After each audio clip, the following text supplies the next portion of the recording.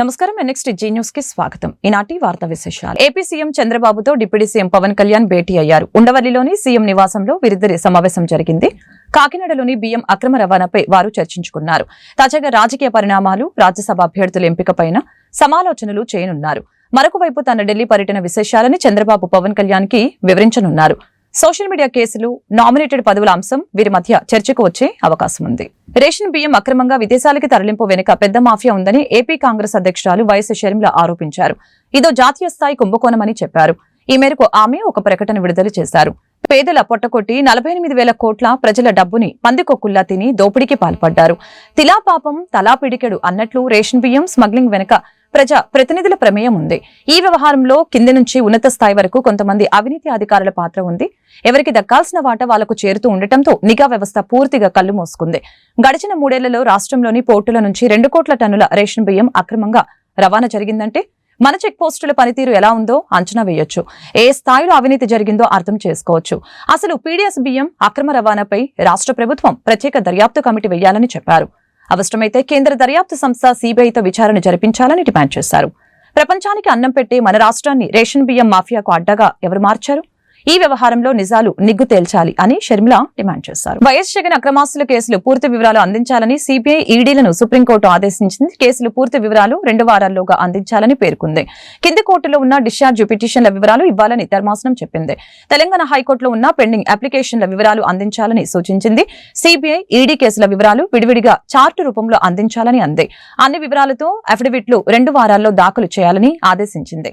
Jagan అక్రమాస్తుల case విచారణ ఆలస్యమవుతుందని AP deputy speaker Raghurama Krishnam Raju గతంలో petition వేశారు. కేసు విచారణ మరొక రాష్ట్రానికి బదిలీ చేయాలని అన్నారు.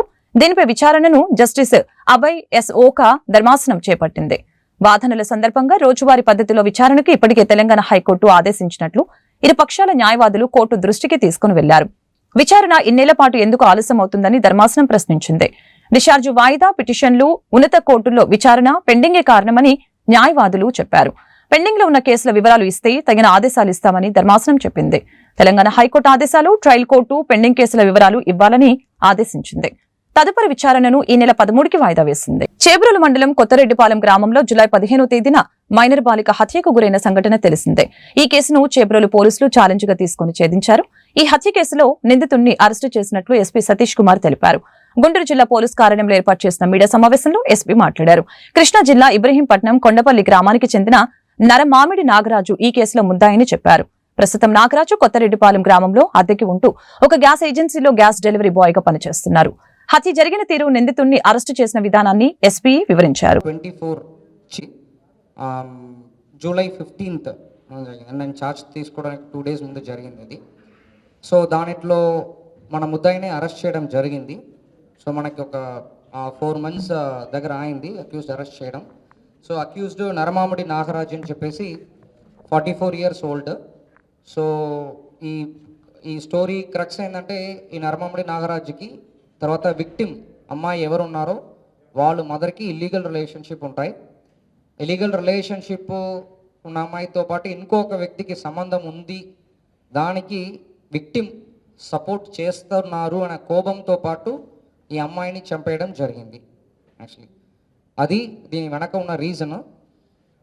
ఈ వ్యక్తి పైన ఆల్రెడీ 2012లో ఆల్రెడీ ఒక మర్డర్ కేసు ఉండడం ఉంది యాక్చువల్లీ ఇబ్రాహీంపట్నంలో. సో దాని తర్వాత అది ఆ కేసు అక్విటల్ అవ్వడం జరిగింది. అది 2012 తర్వాత 2014 బయటకు వస్తారు. జైలు నుంచి బయటకు వచ్చిన తర్వాత 16 చీబ్రోలో వస్తారు. 2016లో చీబ్రోలోకి వస్తారు. చీబ్రోల్లో 8 సంవత్సరంగా ఉంటారు. ఎవరు విక్టిమ్ ఉన్నారో విక్టిమ్ తల్లితో పాటు రిలేషన్షిప్లో ఉంటారు. తర్వాత మర్డర్ చేస్తారు. మర్డర్ చేసిన తర్వాత ఇక్కడ నుంచి విజయవాడ నుంచి హైదరాబాద్ మన హనుమకొండ, తర్వాత హైదరాబాద్ వెళ్ళి మళ్ళీ వైజాగ్ వచ్చి రాజమండ్రిలో ఉన్నప్పుడు మనకి బేస్డ్ ఆన్ ఇన్ఫర్మేషను, తర్వాత మనం technical analysis and based on information ఈ వ్యక్తిని అరెస్ట్ చేయడం జరిగింది. యాక్చువల్లీ మీకు ఏదైనా క్వశ్చన్స్ ఉందంటే అడగచ్చు. అంటే ప్లేస్ మారుతూనే ఉన్నారు. ఈ వ్యక్తికి అంటే స్పిన్నింగ్ మిల్లో పనిచేశారు, తర్వాత ఈ వ్యక్తికి యాక్చువల్లీ కుక్కుగా కూడా ఈ వ్యక్తికి తెలుసు. తర్వాత గ్యాస్ ఏజెన్సీలో పనిచేశారు, మేసన్ వర్క్ చేస్తారు.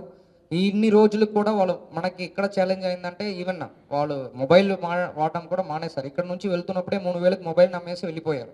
యాక్చువల్లీ వెళ్ళిపోయిన తర్వాత యాక్చువల్లీ వీళ్ళకి బంధువులు కూడా మేము మహారాష్ట్ర, కర్ణాటక అన్నీ కూడా తిరగడం జరిగింది. ఎందుకంటే ఈ వ్యక్తి సొంత ఊరు మనకి కొండపల్లి, ఇబ్రాహీంపట్నం దగ్గర. వాళ్ళ బంధువులు అందరు కూడా గుల్బర్గా, హైదరాబాద్ అన్నీ కూడా అన్ని చోట్ల ఉన్నారు. సో మనం అన్ని చోట్ల వెళ్ళడము, పర్సనల్గా వెళ్ళి చెక్ చేయడం అన్నీ కూడా జరిగింది యాక్చువల్లీ.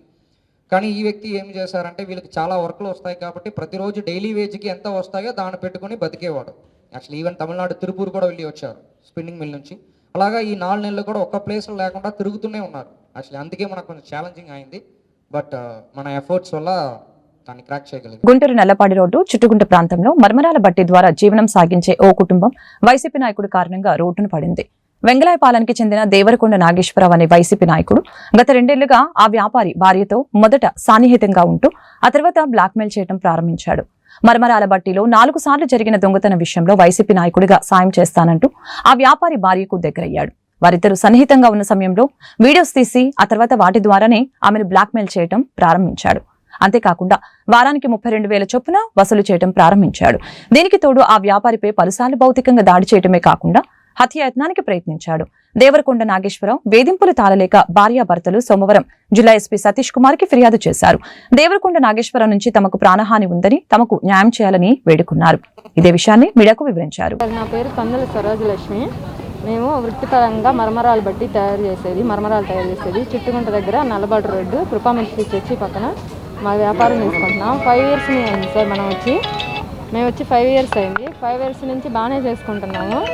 లాస్ట్ 2 yearsలో చేసుకుంటా ఉన్నాము. ఒక అతను మరమరాలు కావాలంటా వచ్చి, మసాలా కావాలంటా వచ్చి ఒక 3 days 5 days వచ్చాడు. వచ్చిన తర్వాత మధ్యలో 10 రోజులు కనిపించలేదు. 10 రోజుల్లో దొంగతనం జరిగింది. ఆ దొంగతనం జరిగిన తర్వాత వచ్చి మీ మరమరాల షాప్లో దొంగతనం జరిగిందంట కదా, ఏంటి ఎవరు అని చెప్పి అడిగాడు. ఏం చేశారు అన్నాడు. పెట్టాం సార్, చూస్తున్నారు అని అన్నాము. ఆ తర్వాత వెళ్ళిపోయిన తర్వాత మళ్ళీ కూడా ఇంకొకసారి వచ్చాడు. అలా కూడా మళ్ళీ నెలలోపే, అది కూడా ఒక నెలలోపే మళ్ళీ జరిగింది. మళ్ళీ వచ్చి అదే మాట అడిగాడు. ఏం చేశారు, దొంగలు దొరికారా, ఏమైనా కనిపించారా, పట్టుకున్నారా, పోలీసులు ఏం చేయలేకపోయారా, అది ఇది అన్నారు. నేను అవును సార్ ఏం చేయలేకపోయారు, కొంచెం నాకు తెలియదు, మా వారు తిరుగుతున్నారు అని అంటే, మీ వారు చేతకన్నాడు, నాకు చెప్పు నేను చేపిస్తాను, నేను వైసీపీ నాయకుడిని, నాకు మద్దాలగిరి తెలుసు, అప్పిరెడ్డి గారు తెలుసు అని చెప్పేసి నేను అన్నీ చూసుకుంటాను, వాళ్ళతో మాట్లాడతాను, పట్టిస్తాను అని చెప్పేసి అలా ఫోన్ నెంబరు వాట్సాప్ నెంబర్ తీసుకున్నారు సార్. అలా ఆ ఫోన్ నెంబర్ వాట్సాప్ నెంబర్ తీసుకున్న కాడి నుంచి ఇలా వాయిస్ రికార్డులు పెట్టడం, మాట్లాడటం, అలా క్లోజ్గా మాట్లాడడం చేసి నేను చూస్తాను, తెలుస్తాను వాళ్ళని అని చెప్పేసి ఇలా మీ ఆర్ని రమ్మంటే రావట్లేదు, అలా మా ఆయన మీద తప్పుడు మాటలు మాట్లాడుతూ అలా దగ్గరికి తీసుకున్నారు సార్. దగ్గరికి తీసుకొని నన్ను బలవంతం చేశాడు. కావాలని బలవంతం చేసిన ఫోటోలు తీసుకొని ఆ తర్వాత నుంచి నాకు ఒక మనీ కావాలి, నాకు దీనికి ఖర్చు అయ్యిద్ది, నేను చూస్తాను వాళ్ళ గురించి అని చెప్పేసి అలా 4,000 లెక్కన, రోజుకి 4,000 లెక్కన అలా తీసుకెళ్తానే ఉన్నాడు సార్. తీసుకెళ్తానన్నాను, మాకేం వద్దు, అది మాకేం అవసరం లేదు, సరే చూసి వదిలేసాం మేమే అని చెప్పేసి అన్నా కానీ లేదు నాకు మనీ కావాలి అని చెప్పి అలాగే హెరాస్మెంట్ చేస్తూ వచ్చాడు. నేను మనీ ఇవ్వలేను అని అన్నా కానీ మనీ ఇవ్వలేను అన్నప్పుడల్లా ఈ ఫోటోలు పెట్టడం ఇలా చేస్తాను, మీ ఆయన పెడతాను, వాడు గుండె పగిలి చేస్తాడు, వాడు హార్ట్ అటాక్ వచ్చి చేస్తాడు, వాడు చావాలి అని అప్పుడు నువ్వు నాకు ఎదురు తిరగవు కదా, ఇట్లా మాట్లాడుతూ వచ్చాడు సార్. అలా నేను ఇయ్యలేను, నేను చెయ్యలేను, నేను ఉండలేను అట్లా అన్నప్పుడల్లా లేదు నాకు కావాలి, లేకపోతే మీకు ఏం జరిగిద్దో చూపిస్తానని చెప్పి అట్లా చెప్పి చేసేవాడు సార్. చెప్పి చేస్తాడు, చేసి చెప్తాడు. ఇలా నాకు విధాలుగా ఆయన్ని కొట్టడం, యాక్సిడెంట్ చేపించడం, ఇలా నాకు విధాలుగా ఎన్నో చెప్పలేని అన్నీ చేశాడు సార్. ఎంత భయంకరంగా చేశాడంటే అంత భయంకరంగా చేశాడు. ఆఖరికి నువ్వే చేయాలని కూడా చెప్పాడు సార్. నేను చేయలేను అన్నా కానీ లేదు నువ్వు చేస్తావా చేయవా చాలా చాలా రకాలుగా చేశాడు సార్. నా వల్ల కాదు అని మొత్తుకుంటున్నా కానీ సాఫ్ చేస్తాను సార్. ఆ తర్వాత నేను మా మెసేజ్ వచ్చినాక నేను 10 ఇంటికి వెళ్ళి కాసేపు రెస్ట్ తీసుకొని మళ్ళీ ఒకవేళ వర్క్ కానీ ఉంటే అక్కడ పొయ్యి ఉంది మాకు, ఆ పొయ్యి దగ్గర వర్క్ చేసుకుంటా, లేదంటే మార్కెట్కి వెళ్ళి షాప్ ఖరీదు చేసుకొని సరుకులు తీసుకొని వస్తుంటా. డిసెంబర్ 3వ తారీఖు నైట్ 9:30కి నేను సరుకులు కొనుగోలు చేసి రిటర్న్ అవుతుండగా అక్కడ చుట్టుకూడ దాడుతుండగా ఏరవాసగూడాల దగ్గర నన్ను వెనకమాలకి వచ్చి గుర్తు తెలియని ఎత్తుల్లో ఇద్దరు స్కూటీ మీద వచ్చి ఫట్టును కొట్టారు. ఆ టైంలో నేను నమ్మటి వెళ్ళిపోయి మా బామర్ది గారికి ఫోన్ చేశాను, మా బాబాయ్ గారికి ఫోన్ చేస్తే వాళ్ళు వచ్చి హాస్పిటల్లో చూపించారు. గవర్నమెంట్ హాస్పిటల్లో చూపించుకున్నాం. సరేలే ఎవరో లేక సైకోలాగా ప్రవర్తించారు. కంప్లైంట్ అయితే ఇవ్వలేదు సార్, ఎలా చేయించుకొని వచ్చాయి సార్. తర్వాత రెండోసారి నేను విజయవాడ మామూలుగా ఇది ఖరీదుకి వెళ్తుంటే పెదకాక అని టోల్గేట్ మధ్యలో యాక్సిడెంట్ చేయించారు. ఆ టైంలో కూడా నాకు సోయలేదు. అంబులెన్స్ వచ్చి తీసుకొచ్చి మన గవర్నమెంట్ హాస్పిటల్లో ట్రీట్మెంట్ తీసుకున్నాము. ఆ తర్వాత అప్పుడు కూడా కంప్లైంట్ ఇవ్వలేదు. మొన్న మాది కనిగిరి సార్. ఇక్కడికి వచ్చి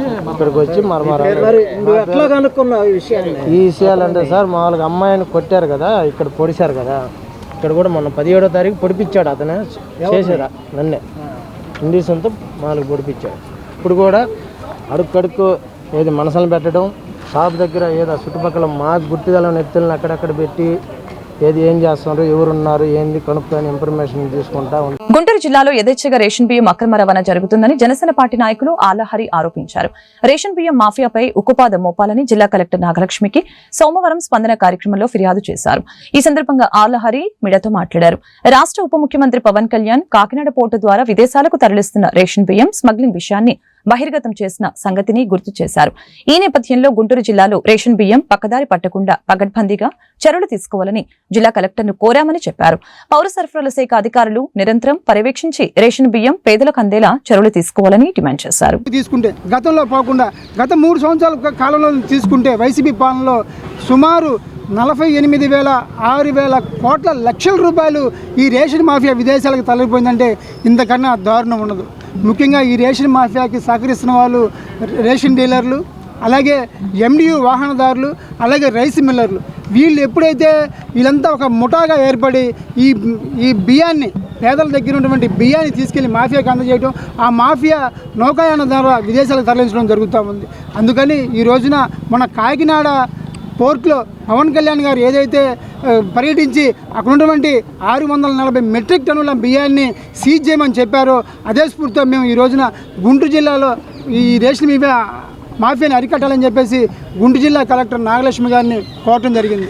ముఖ్యంగా ఇది క్షేత్రస్థాయిలో అరికట్టకపోతే పై స్థాయిలో మనం ఏం చేయలేం. ఇక్కడే కనుక పునాదిలోనే మనం దీన్ని అరికట్టగలిగితే దీన్ని నివారించవచ్చు. ఇది ఒక పెద్ద మాఫియా. దీన్ని అరికట్టడం అంటే ప్రాణాలు తెగించి పోరాడడం అనేది కరెక్ట్. పవన్ కళ్యాణ్ గారు ప్రాణాలు తెగించి పోరాడుతున్నారు కాబట్టి మేము కూడా నాగలక్ష్మి గారికి చెప్పాం. ఇది రైస్ మిల్లర్లు, అలాగే ఎండియు వాహనదారులు, అలాగే వాహనదారులు అందరూ కలిసి చేస్తున్నారు కాబట్టి దీన్ని మీరు పూర్తిస్థాయిలో అరికట్టమని చెప్పాం. అలాగే విజిలెన్స్ వాళ్ళు, పోలీసు వ్యవస్థ, రెవెన్యూ వ్యవస్థ వీళ్ళందరూ కూడా కలిసిమెలిసి ఒక లక్ష్యంతో కలిసిమెలిసి ముందుకెళ్తేనే దీన్ని అరికట్టగలుగుతామని చెప్పాము. చంద్రబాబు నాయుడు గారు ఎలాగ పారదర్శకతతో జవాబుదారీతో పనిచేస్తున్నారో, అలాగే డిప్యూటీ సీఎం పవన్ కళ్యాణ్ గారు ఏ విధంగా పారదర్శకతతో నీతి నిజాయితీతో విధులు నిర్వహిస్తున్నారో అదే స్ఫూర్తితో మనం కూడా గుంటూరు జిల్లాలో 0 ఉచిత బియ్యం అక్రమ రవాణా అదేవిధంగా మీరందరూ పనిచేయాలని చెప్పి నాగలక్ష్మి గారిని కోరడం జరిగింది. ఆమె కూడా మనందరం ఎక్కడా కూడా లోటుపాటు లేకుండా పూర్తి స్థాయిలో విధులు నిర్వహిస్తాం, అక్రమ రవాణాని క్షేత్రస్థాయిలో అరికడతామని చెప్పినందుకు మరొకసారి నాగలక్ష్మి గారికి. రాష్ట్ర ప్రభుత్వం ప్రతిష్టాత్మకంగా అమలు చేస్తున్న సంక్షేమ కార్యక్రమాలని అర్హులైన లబ్ధిదారులకు అందించాలని జిల్లా కలెక్టర్ నాగలక్ష్మి అధికారుల్ని ఆదేశించారు. ఈ విషయంలో అధికారులు జవాబుదారీతనంతో వ్యవహరించాలని అన్నారు. లేని పక్షంలో శాఖపరమైన చర్యలు తప్పవని హెచ్చరించారు. ప్రజా సమస్యల పరిష్కార వేదిక స్పందన కార్యక్రమం సోమవారం జిల్లా కలెక్టరేట్లోని ఎస్ఆర్ శంకరన్ కాన్ఫరెన్స్ హాల్లో జరిగింది. ఈ కార్యక్రమానికి జిల్లా నలుమూలల నుంచి వచ్చిన బాధితులు తమ సమస్యల్ని పరిష్కరించాలని కోరుతూ జిల్లా కలెక్టర్ నాగలక్ష్మికి విజ్ఞాపన పత్రాలను అందజేశారు. ఆయా సమస్యల్ని తక్షణమే పరిష్కరించాలని జిల్లా కలెక్టర్ సంబంధిత అధికారుల్ని ఆదేశించారు. ఈ సందర్భంగా ఆంధ్ర రాష్ట్ర టిప్పర్ ఓనర్స్ అసోసియేషన్ నేతలు ఇసుక క్వారీ యజమానులపై జిల్లా కలెక్టర్ కి ఫిర్యాదు చేశారు. ఈ మేరకు వారు మీడియాతో మాట్లాడారు. రాష్ట్ర ప్రభుత్వం అమలు చేస్తున్న ఉచిత ఇసుక పాలసీని క్వారీ యజమానులు నిర్వీర్యం చేస్తున్నారని ఆరోపించారు. ప్రభుత్వం నిర్దేశించిన ఆదేశాలు ఎక్కడ అమలు కావటం లేదని ఆందోళన వ్యక్తం చేశారు. ఇసుక క్వారీ యజమానుల ధనదాహానికి తాము బలవుతున్నామని జిల్లా కలెక్టర్ కి మొరపెట్టుకున్నారు. బిల్లు లేకుండా వాళ్ళు ఎక్స్ట్రా ఇన్కమ్ గా ట్రీట్ చేస్తున్నారు. లారీ పాసింగ్ లోడ్ అండి. ఇప్పుడు 6 టైర్ల బండి ఉంది, 12 టన్నులు పాసింగ్ ఉంది. 10 టైర్ల బండి ఉంది, 19 టన్నులో 20 టన్నులో పాసింగ్ ఉంది, 22 నుంచి 20 టన్నులు పాసింగ్ ఉంది. అలా అంటే గవర్నమెంట్ నిర్ణయించిన పాసింగ్ వరకు లోడ్ చేయొచ్చు, అంతకు మించి లోడ్ చేస్తున్నారు. దానికి అదనంగా డబ్బులు తీసుకుంటున్నారు. దానికి గవర్నమెంట్కి కట్టడం కానీ ఇది కానీ చేయట్లా. దాని మూలాన మిస్యూజ్ అవుతుంది. మీకు జరుగుతున్న నష్టం మాకంటే మేము ఓవర్లోడ్ వేసుకోకపోతే ఎక్స్ట్రా డబ్బులు ఇవ్వం కాబట్టి మాకు లోడ్లు చేయట్లా, బళ్ళు ఆగిపోతున్నాయి వారం రోజులు అట్లా. మేము ఓవర్లోడ్ వేసుకోము అని చెప్పి డిసైడ్ అయిపోయాం మా యూనియన్ల తరపున. అందుకని చెప్పి వాళ్ళు ఏం చేస్తున్నారంటే ప్రైవేట్గా వెహికల్ని హైర్ చేసుకొని వాళ్ళ వెహికల్స్తో ఓవర్లోడ్ తోలి ఇక్కడ రేటుని ఇచ్చేస్తున్నారు. ఆటోమేటిక్గా మేము కూడా ఓవర్లోడ్ తోలాల్సిందే. ఇకను తోలకపోతే గిట్టుబాటు అవుతుంది. అందరినీ పిలిచి మాట్లాడతానన్నారు. బళ్ళ వరకు ఏమో పోయడం సీరియల్ లేదు. లోకల్ బళ్ళు నాన్ లోకల్ అనేది లేదండి. వాళ్ళు లోకల్ అయితే మాకు ఇక్కడ గుంటూరు తీసుకొచ్చి అమ్మకూడదు. ఏంది లోకల్ వాళ్ళు, గుంటూరు వాళ్ళు నాన్ లోకల్ ఏం కాదు. అంటే అందరూ ఒకటే సమానమే, కానీ అందరికీ సమానంగాను పోయాలా. అక్కడ లోకల్ ప్రయారిటీ తీసుకుని గుంటూరులో తీసుకొచ్చి అమ్ముతున్నారు. అది ఎలా సాధ్యము? వాళ్ళు అక్కడే అమ్ముకోవాలిగా, ఊళ్ళోనే అమ్ముకోవాలి కదా. కానీ అలా కాకుండా అందరికీ ఒక సీరియల్లోను వాళ్ళు మనుషులే, మేము మనుషులమే, అందరూ పట్టుకుంటు కోసం వచ్చాము రోడ్డు మీదకి. కానీ లోకల్ ప్రయారిటీ అనేది ఉండకూడదు, సీరియల్ ప్రకారంగా పోయాలా. ఒక్కొక్క బండికి ఒక్కొక్క ట్రిప్పే పోయండి, మాకు సమంజసం, ఇబ్బంది లేదు. రోజుకి 4 ట్రిప్పులు వేయాల్సిన అవసరం ఏమీ లేదు, మాకు ఒక ట్రిప్పు చాలు. కానీ అందరికీ అందాలా. అందరూ బతుకు తెరుగు కోసం చెప్పని వచ్చిన వాళ్ళం రోడ్డు మీదకి, అందరికీ అందాలా. ప్రతి ఒక్కరికి జీవనోపాధి అనేది లారీ వాళ్ళు కొనుక్కున్నారు, లారీ కొనుక్కొని తిప్పుకుంటాం, అది జీవనోపాధిగా మేము ఇది చేసాము. కానీ పబ్లిక్ కూడాను ఓవర్ టనేజ్ పోసుకొని తీసుకుని వచ్చి నైట్ టైము క్వారీలో నుంచి పగులు డంపింగ్ కొట్టుకొని నైట్ టైము వాళ్ళు ఓవర్ టనేజ్ పోసి క్వారీ వాళ్ళు బిల్లులు లేకోకుండాను తక్కువ రేటుకి తీసుకొచ్చి టౌన్లోనూ ముత్యాలండి. ఎన్నికల కూడా వచ్చిన కానీ ఇసుక రీచ్లు ఆగిపోయినాయి కానీ ప్రతి ఒక్క లారీ ఓనర్ కుటుంబం, లారీ డ్రైవర్ కుటుంబం ఎన్నో విధాలుగా ఇబ్బందులు పడుతుంటాయి. గవర్నమెంట్ వచ్చాక కొత్త విధానాలు తీసుకొచ్చారు, జీపీఎస్లు పెట్టేయమన్నాను. అన్ని రకాలుగా లారీ ఓనర్లు కలెక్టర్ గారు చెప్పినప్పుడు అన్ని విధాలుగా మేము సాధించాం. కానీ ఈ రీచ్లు కాంట్రాక్ట్ వేసి బిడ్లు వేసి గవర్నమెంట్ చెప్పిన రేట్లకి, గవర్నమెంట్ వేసిన రేట్లకి బిడ్లు వేసి వాళ్ళు కరెక్ట్గా లోడింగ్ విధానం సరిగ్గా చేయకుండా మమ్మల్ని అన్ని రకాలుగా ఇబ్బంది పెడుతున్నారండి. మా లారీలో ఒక్కొక్క లారీ వారం రోజులు అయిందండి. మొన్న రీచ్ కాడికి వెళ్ళి ఒక ట్రిప్ కూడా లోడ్ అవ్వట్లేదు సార్. ఏంది మేము లారీ ఓనర్లు పిల్లలకు ఫీజులు కట్టుకోలేక కనీసం మా కుటుంబాలు గడవక ఎన్నో రకాలుగా ఆర్థిక ఇబ్బంది పడుతున్నాం. ఈ సమస్యని కలెక్టర్ గారి దృష్టికి, ముఖ్యమంత్రి గారి దృష్టికి, పవన్ కళ్యాణ్ గారి దృష్టికి, నారా లోకేష్ గారి దృష్టికి తీసుకెళ్లాలని మేమంతా ఒక యూనియన్గా బయలుదేరి ఇక్కడ గుంటూరు అరండలపేట మెయిన్ రోడ్డు 8వ లైన్లో నూతనంగా ఏర్పాటు చేసిన టచ్ మొబైల్స్ షాప్ ని గుంటూరు పశ్చిమ తూర్పు ఎమ్మెల్యేలు గల్లా మాధవి, మహమ్మద్ నజీర్ అహ్మద్ సోమవారం లాంఛనంగా ప్రారంభించారు. ఈ సందర్భంగా వారు మీడియాతో మాట్లాడారు. టచ్ మొబైల్ షాప్ నిర్వాహకులు షేక్ అక్బర్ కి శుభాకాంక్షలు తెలిపారు. వినియోగదారుల ఆదరాభిమానాలతో టచ్ మొబైల్ షాపు దినదిన అభివృద్ధి సాధించాలని ఆకాంక్షించారు. ఈ కార్యక్రమంలో భాష్యం విద్యా సంస్థల అధినేత Bhashyam Ramakrishna, Bigg Boss fame Mehaboob తదితరులు పాల్గొన్నారు. అన్ని రకాల బ్రాండ్స్తో అత్యంత సౌకర్యంగా ఉండే ప్రైసెస్తో ఈరోజు మన ముందుకు తీసుకొచ్చారు. మొబైల్స్ అమ్మడమే కాదు, సర్వీసెస్ కూడా వాళ్ళు ఇవ్వడం జరుగుతుంది. ఎలాంటి రిపేర్స్ కూడా ఇక్కడ చేయడం జరుగుతుంది. వన్ స్టాప్ సొల్యూషన్ లాగా ఇక్కడ ఏర్పాటు చేయడం జరిగింది. తెలంగాణలో కూడా వాళ్ళకి ఈ యొక్క బ్రాంచెస్ ఉన్నాయని చెప్పారు. సో ఇదొక ఫ్రాంచైజ్ అని చెప్పారు. గుంటూరులో చాలా ఫాస్ట్గా అభివృద్ధి చెందాలి అని చెప్పి అక్బర్ గారిని అండ్ టీమ్ని కోరుకుంటూ ఉన్నాను. మరొకసారి టచ్ మొబైల్స్ వారందరికీ కూడా శుభాకాంక్షలు. మా బ్రదర్ అక్బర్ గారు మొబైల్ పుట్టినప్పుడే పుట్టాడు. అంటే దాదాపు ఒక 25 సంవత్సరాల అనుభవం కలిగినటువంటి అక్బర్ గారు ఈరోజు టచ్ పేరుతో అరండల్పేట మెయిన్ రోడ్లో ఒక నూతన షోరూమ్ని ప్రారంభించడం జరిగింది. విశేష అనుభవం కలిగినటువంటి అక్బర్ గారు కేవలం మొబైల్ సేల్సే కాకుండా ఈ రోజుల కస్టమర్ల అవసరాలు ఉన్నటువంటి సాఫ్ట్వేర్లు కానీ, రిపేర్లు కానీ, అలాగే వాటికి కావాల్సినటువంటి యాక్సెసరీస్ మీద పూర్తిగా పట్టున్నటువంటి ఒక డీలర్గా అక్బర్ గారు ప్రతి ఒక్కరు కూడా ఒక మంచి సర్వీస్ని ఇచ్చేటువంటి షాప్ యజమానిగా తప్పకుండా ఈ ప్రాంతంలో ఉన్నటువంటి ప్రజలందరికీ కూడా అన్ని బ్రాండ్స్ను, కేవలం ఈ బ్రాండ్ ఆ బ్రాండ్ అని కాదు, ప్రతి ఒక్కరికి కూడా అందుబాటులో ఉన్నటువంటి ధరలో అవసరమైనటువంటి యాక్సెసరీస్తో ఒక మంచి అనుభవం కలిగినటువంటి షాప్ యజమానిగా అందరికి కూడా సర్వీస్ చేయడానికి ముందుకొచ్చి టచ్ మొబైల్ షాప్ పెట్టినందుకు ప్రతి ఒక్కరు కూడా ఆదరించి అక్బర్ గారి వ్యాపారాన్ని మరింత పెంచుతూ టచ్ మొబైల్ షాప్ని ప్రతి ఒక్కరు విజిట్ చేయాలని చెప్పి మనస్ఫూర్తిగా కోరుకుంటూ ఆయనకి వారి మిత్ర బృందానికి అలాగే స్టాఫ్కి అందరికి కూడా హృదయపూర్వకమైనటువంటి అందరికీ నమస్కారం అండి. అక్బర్ గారికి కంగ్రాచులేషన్స్. ఇక్కడ చాలా తక్కువ ప్రైజెస్తో మంచి మొబైల్స్ ఉన్నాయి. ప్లీజ్ డూ విజిట్ అండ్ ఈ బ్రాంచ్ని సూపర్ సక్సెస్ చేస్తారని మనస్ఫూర్తిగా కోరుకుంటున్నాను. అండ్ ఇంకా మరెన్నో బ్రాంచెస్ని ఓపెన్ చేయాలి అక్బర్ గారు, ఇంకా సక్సెస్ఫుల్ అవ్వాలని మనస్ఫూర్తిగా. అందరికీ నమస్కారం. ఈరోజు అక్బర్ గారి ఆధ్వర్యంలో 600 8వ లైన్లో టచ్ మొబైల్ షాప్ అనేది ప్రారంభోత్సవం చేయడం జరిగింది.